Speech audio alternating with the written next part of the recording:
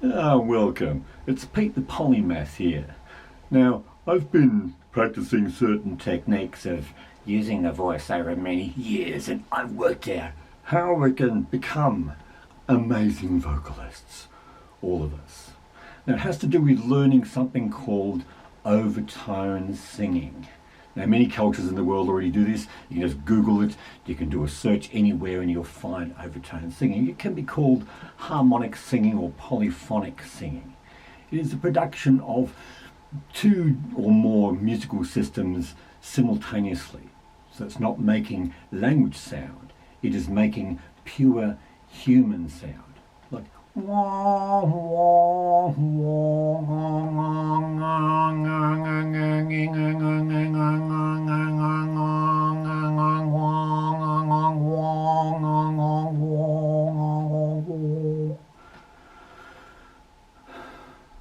or another technique.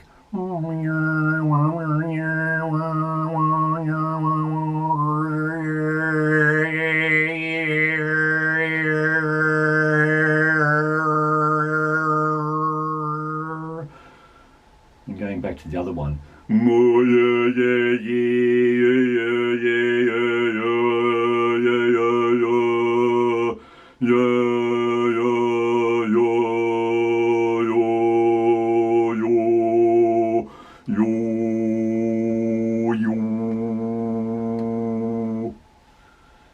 So you can hear there are musical notes that I'm actually pronouncing, and they are in harmony in a certain way with the sung note, but I can control these things very precisely. And so I'm a master of human sound in a particular way. And so I studied language in a particular way. So if we have a statement, something like anyone can learn to sing, anyone can learn to sing. Anyone can learn to sing. Right? Now, anyone can learn to sing. Anyone can learn to sing.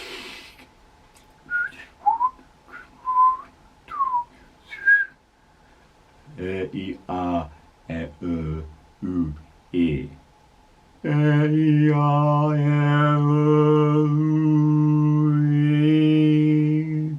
E-I-A-E-U-E. E-I-A-E. And so I can play certain games and tricks with vowels, and so I don't need to conform to the normal kinds of ways that vowels are used. I can change those vowels to suit any particular kind of situation. Where I can just make up the different kinds of language, the different kind of accents. There's different kinds of ways that I'm able to use the way that I pronounce all of those kinds of sounds. And those sounds we recognize. The people we say we know where you come from because we recognize your accent. Or we know where you came from because we recognize your accent. Or know where you came from because we recognize your accent. We know where you came from because we recognize your accent. Okay. He ha, he ho, he ha ho, he ho, he hi, ho ha he. We know where you come from because we recognize your accent. Okay, so playing games with music.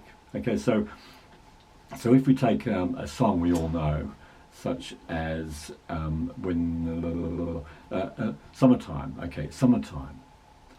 When the summer has come and the living is easy.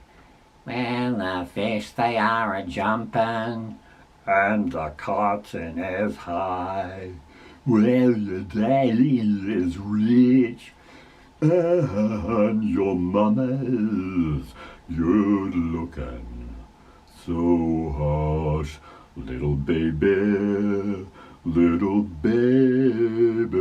don't you cry.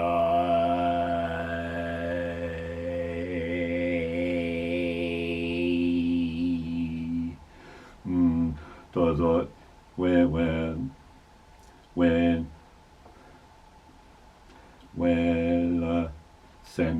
when the semihas came, and the Levinas azul, yeah, the fish the era jampan, and the cotton is high.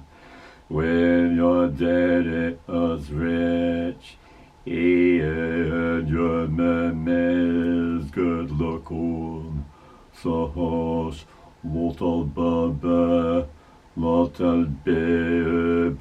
don't you cry. Okay, now I'll change that to a note that perhaps women can sing, but you'll notice how it affects the way I'm pronouncing these things. In deeper notes, I can hit all the notes. As we move up into the higher overtones, harmonics, then the demands on the resonance system of the throat and mouth are quite different, to do with wavelengths and all sorts of things. But if those minutes, they're gonna rise up song on, and you spread your little wings, and you'll take to the sky. But until it failed meaning, nothing is going to harm you. With your mama on your daughter, standing by your side. Now I'm using my voice in a particular way here. If I was doing it loud, I would have a different technique, but I'd still be producing the same pronunciations. I'm just pushing my voice a bit because it's a bit out of my range. So that's one of the tricks you will have to learn. It's how you control the way the sound enters into the resonance spaces. If you control that well, then all of the overtones will be quite clear. But if you don't, then they won't be. So if I'm soften my voice in a certain kind of way, if I move the emphasis more towards the membrane part of the voice, take it off the muscle part of the voice, then I can still hear the sounds, but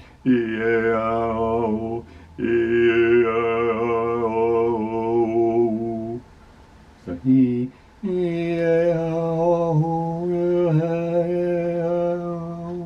can still hear the harmonics, they're still there, but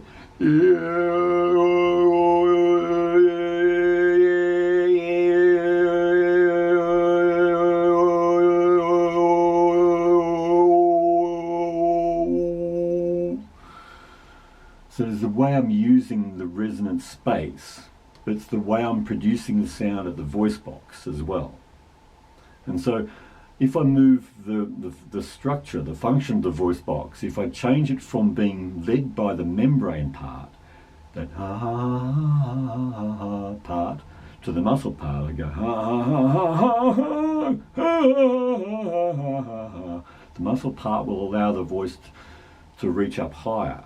Now when I discovered that as a baritone singer, I found an octave, and it's when I sneezed.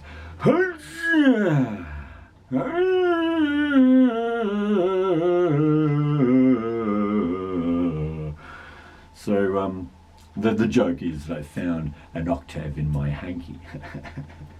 But anyway, so great discoveries can be made. Now this aspect of learning, you are learning the way that sound code is put together to make language work. So you're giving your mind the capacity to understand not just how to produce language, but how language is produced by the sound, the assembly of the movements, the structure of the resonant places, the vibration of the vocal cords and the false cords. So you have this enormously sophisticated system that we're born with and that we don't have to master, because all we do is master language.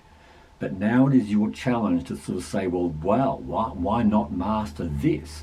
Why not in 3 years' time have our entire world filled with amazing vocalists who've paid nothing to learn? They've just put time into sort of saying, wow, this seems like a great investment. Practice this musical instrument for 3 years and I'll be pretty good, and I'll be mixing with other people who are pretty good as well, and we'll just take it from there, and in 10 years' time we'll be absolutely fantastic. And we'll be doing those YouTubes and videos and stuff about just how amazing it is to sing in a choir of overtone singers of tens of thousands. We'll do all of that. We'll inspire ourselves, but at the same time we're making ourselves more human, because we evolved to master human sound. And through that mastery of human sound, we became masters of communication.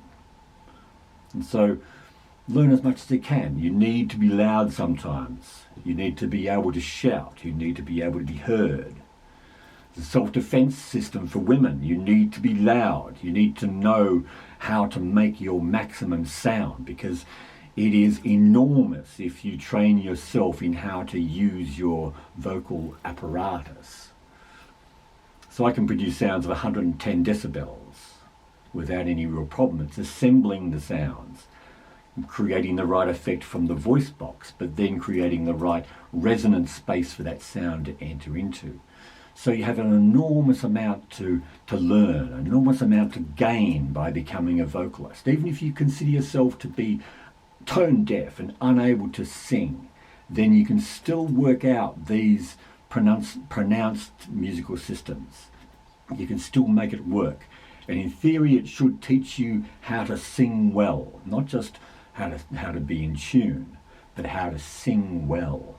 And so we can make ourselves to be the most amazing of vocalists that have ever lived in history. We create a cultural revolution that is amazing, exciting, crazily fun and entertaining. We do that, but it requires that investment, an investment into learning how to do overtone singing, and from there you make it up.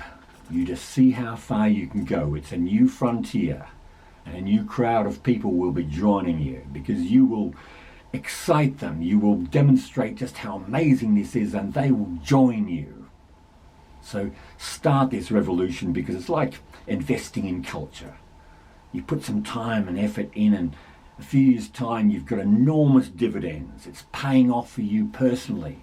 Your status, your self-knowledge, your freedom, your courageousness and creativity, and other people, it rubs off on them as well. And soon there'll be no such thing as people being depressed and pessimistic. We'll be able to tackle those enormous problems that confront our society, such as climate change and capitalism in its worst form. So join us in the revolution. In 3 years' time. 3 years' time, you will be there as a master vocalist, and we'll take it from there.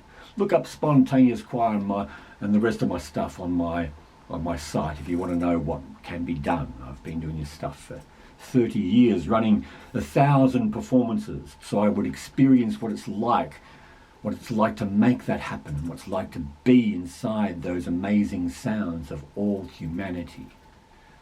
Sometimes there are up to 600 people in a choir. I had total control.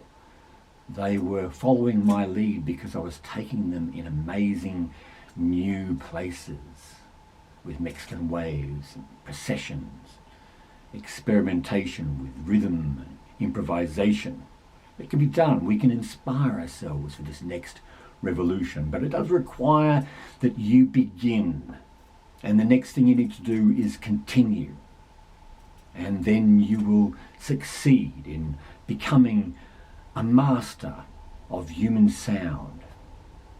Thank you. I'm Pete the Polymath. Pete the Polymath. Pete the Polymath.